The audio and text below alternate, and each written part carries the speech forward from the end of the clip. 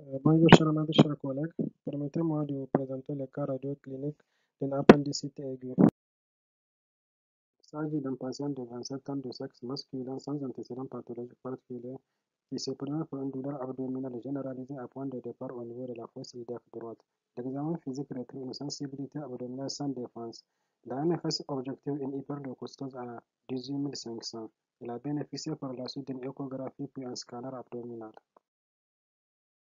L'échographie abdominale retrouve au niveau de la fosse iliaque droite une structure digestive borne non mobile non compressible de 8 mm de diamètre avec un aspect hyperéchogène de la graisse tout autour et une petite lame d'épanchement. Sur l'image scannographique, cette structure correspond à une appendice en position médio-cécale mesurant 10 mm de diamètre. On note également une infiltration de la graisse tout autour et une petite lame d'épanchement. Donc, le diagnostic d'une appendicite simple non compliquée a été retenu. L'appendicite aiguë est l'urgence chirurgicale digestive la plus fréquente. Bien que banalisé, le diagnostic clinique est parfois difficile car les signes fonctionnels sont peu spécifiques, d'où la place de l'imagerie pour confirmer le diagnostic et rechercher d'éventuelles complications. Elle présente une physiopathologie combinant une obstruction de la lumière appendiculaire avec comme conséquence d'amont une stase avec hyperpression intraluminaire responsable de douleurs, une corrélation bactérienne avec infiltration inflammatoire de la paroi pouvant évoluer vers des lésions ischémiques. L'appendicite aiguë évolue en plusieurs stades. Le premier stade correspond à une appendice folliculaire avec hypertrophie des follicules lymphoïdes, une appendice catarrhale ou œdémateuse avec des ulcérations limitées à la muqueuse, une appendice suppurée avec atteinte de toute la paroi qui devient turgescence avec des fausses membranes, parfois des abcès intrapéritonéaux périappendiculaires. L'appendice gangreneuse qui correspond à des lésions ischémiques associées à des plaques de nécrose, puis enfin la perforation. La clinique est liée à la topographie de l'appendice. De manière classique, elle est médio-cécale et se traduit par une douleur au niveau de la fosse iliaque droite. Elle peut être rétrocécale, sous-cécale, pré-cécale ou iliocécale. Elle est également liée à la topographie du cécum qui peut être mésocéliaque, sous-hépatique ou en position pelvienne. L'imagerie, l'échographie et l'examen de première intention. Elle garde toujours sa place dans le diagnostic, surtout chez les sujets jeunes, les femmes enceintes ou les femmes en âge de procréer. La technique est d'abord de repérer la position du cécum, la dernière anse, puis les vaisseaux iliaques. Et l'appendice se trouve en avant et en dedans des vaisseaux iliaques sous forme de structure digestive borne.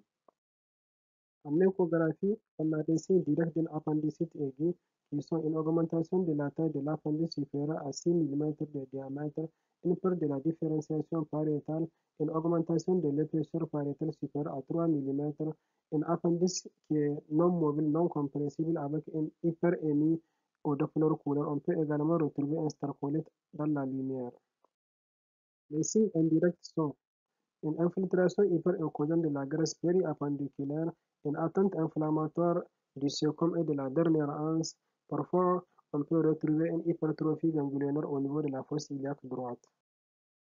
Au scanner, les signes d'appendicite aiguë sont similaires à ceux de l'échographie. Notamment, on a une augmentation de la taille de l'appendice supérieur à 8 mm en général, un épaississement pariétal.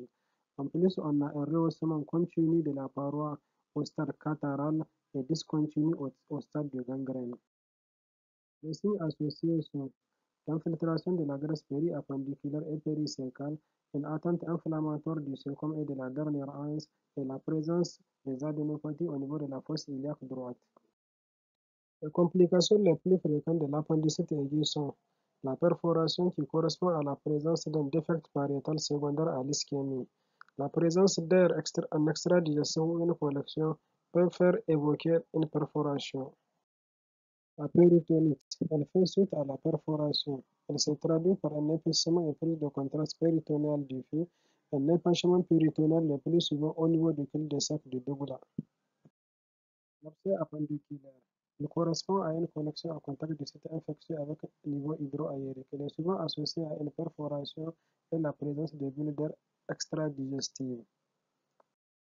Le prostrom appendiculaire, il correspond à un processus de confinement de l'infection. Il se traduit à l'imagerie par une agglutination des viscères adjacents qui viennent s'accouler autour de l'appendice. Le traitement de base d'une appendicite est chirurgical. C'est une appendicectomie sous couverture antibiotique. En cas de plastron, on fait un traitement conservateur par antibiothérapie puis une surveillance rapprochée et l'appendicectomie est différée à 3 mois. En cas de l'abcès, un drainage radiologique puis l'appendicectomie est différée à 2 ou 6 mois, selon le cas.